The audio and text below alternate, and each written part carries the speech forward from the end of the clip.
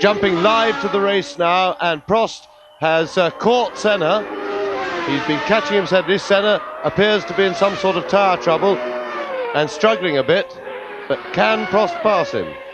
Just look at this. This is a 69-lap race. This is lap 60. Ayrton Senna leads. Right behind him is the reigning world champion, Alain Prost, who has already won for Ferrari. And Nigel Mansell is in third position. In fourth place, it is Nannini. Up to fifth has come Berger after a sterling drive. Sixth is Boutsen. Seventh is Alain. And down to eighth position has gone Piquet. But what a fight for victory. Prost is really pushing Senna. Yes, it's been a fantastic day for Ferrari. They struggled in qualifying, particularly Prost. 13th on the grid he started. He was patient as usual now, but Senna definitely struggling for grip. Prost will be happy to have him protecting Mansell, but he will want Mansell to pass for second place because he'll want that the extra 2 points taken away from Senna. This is terrific. This is the first time that Ayrton Senna has been passed fair and square, except by Alain at Phoenix. And there's a problem there. We just saw a flash of it. Marshall jumping up and down. But on lap 61 in this 69-lap race, Alain Prost, who won in Brazil, has passed Ayrton Senna, and I think, as James has said, that Senna has got a tyre problem, and that means to say that Mansell can probably take him as they come out of the Peralta and into the fast section down towards the series of 10. Onboard camera in Senna's car, and just watch Mansell power away from him there. So, and that will make Alain Prost very happy indeed, because this is now a matter of points for the Drivers' World Championship, and if they finish as they are, Prost will pick up some 5 points on Ayrton Senna's lead in the championship, so long as Mansell provides the buffer between them.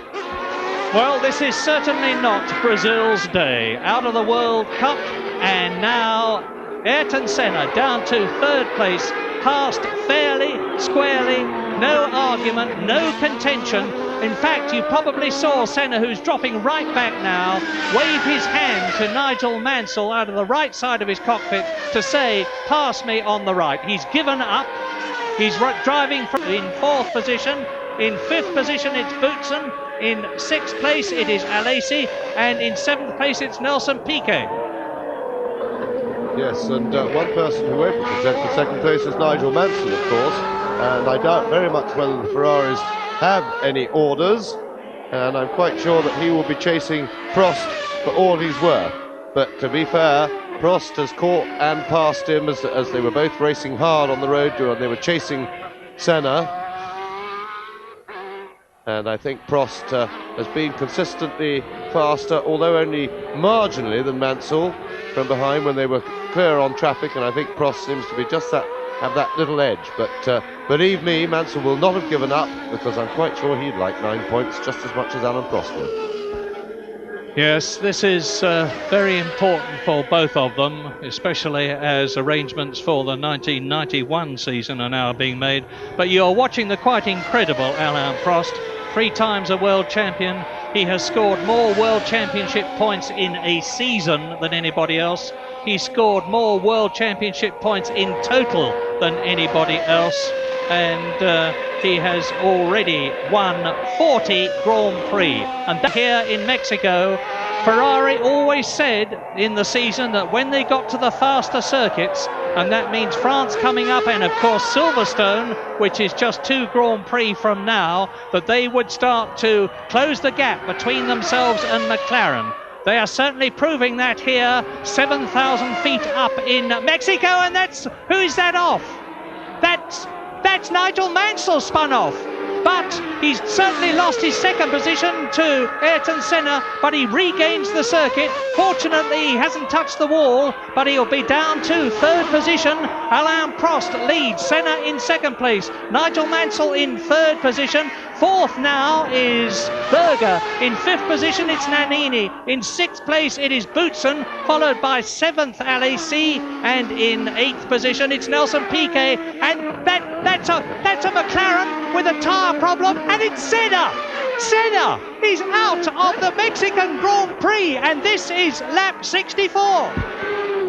Yes, and I think the tyres are just starting to wear out, because when we saw Mansell pull away from that spin, I didn't like the look of Mansell's right rear tyre either. And it's the right rear that's got on Senna's car. I was just about to try and get the mic to say that it looked a bit blistered on Mansell's car. So it looks as if survival of the tyres just to do the distance looks very marginal to me. Well, in fact, it didn't make it in Senna's case, but that means that both Prost and Mansell are going to have to be careful. Now, there is Mansell. He's recovered from his spin, got going again, and that was Berger just coming into the picture behind him. Berger just coming onto the straight now. Now, if Mansell's in tyre trouble, Berger had a stop earlier, had a fresh set of tyres on sometime between lap 10 and 20, therefore he should not be under threat of his tyres wearing out, and also should have a good bit more rubber left on them than either of the two Ferraris. This is lap 65, 69 lap race order. Alain Prost is leading Nigel Mansell as Senna limps back to the pits. He's determined to get in and try to get a new wheel and tyre, but really he is history now, because third is Senna's teammate Gerhard Berger, fourth is Nannini, fifth is Boutsen, sixth is Alain. John Alain in the Tyrrell V8 is in sixth position and in the points yet again. Another brilliant drive by the Frenchman on a circuit which the Tyrrell does not suit particularly well. A lot of speed is required and real power, and of course the Tyrrell has got less of both than the McLarens and the Ferraris ahead of him.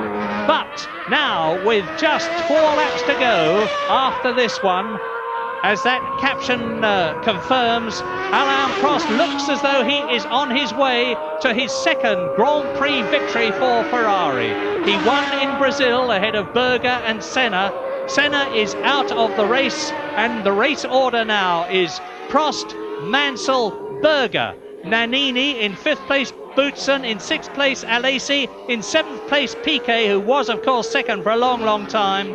In 8th position it is Martin Donnelly. In 9th place it's Patrese, and into the pits comes Senna.